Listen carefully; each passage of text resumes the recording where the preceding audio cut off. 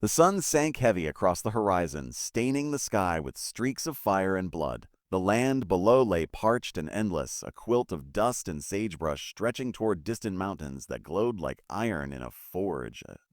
On that weary land toiled Jacob Marlowe, a rancher with nothing to his name but a half-ruined herd and a soul worn thin by grief. He was not a man of fortune nor of renown, only a poor cowboy whose hands were roughened by years of toil and whose heart clung to one fragile treasure.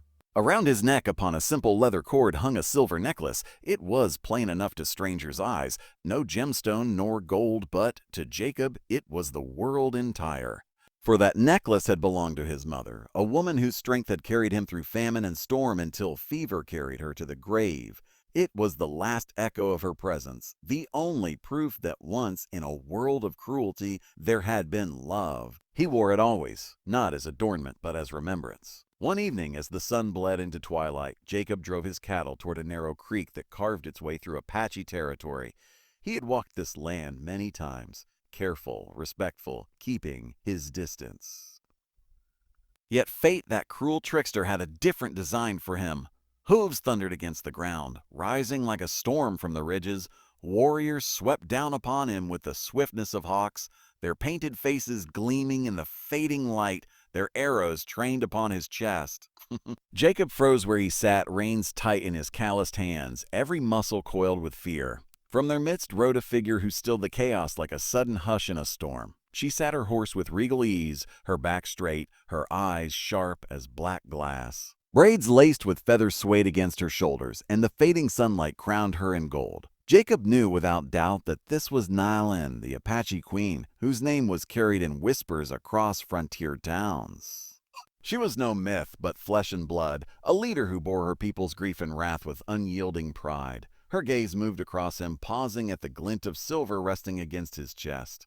With a hand raised, she halted her warriors, who lowered their bows but did not ease their eyes from him. She spoke then, her voice steady and low, but commanding as thunder. "Oh, that necklace. Where did you get it?"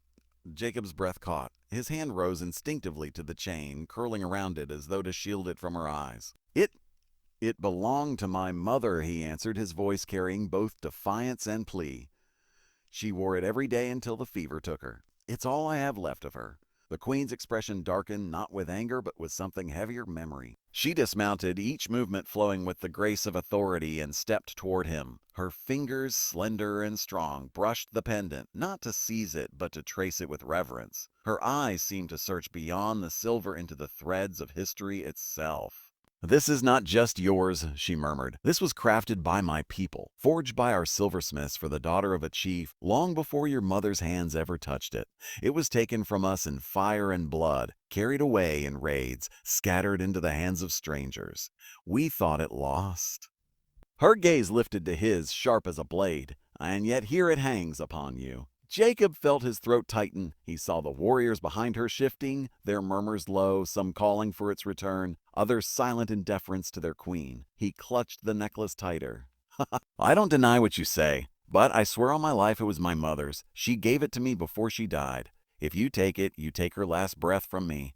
Take anything else, my cattle, my horse, even my rifle, but not this. Please, not this." His voice cracked, raw with desperation. The queen studied him long, her dark eyes holding his with an intensity that stripped him bare. And so the plains whispered a new legend, carried in the wind and told by firesides, of a poor rancher who dared to speak to the Apache queen. That necklace was my mother's, and of a queen who chose not to take, but to give. What happened next was not war nor vengeance, but the forging of a bond that outlasted the dust of time.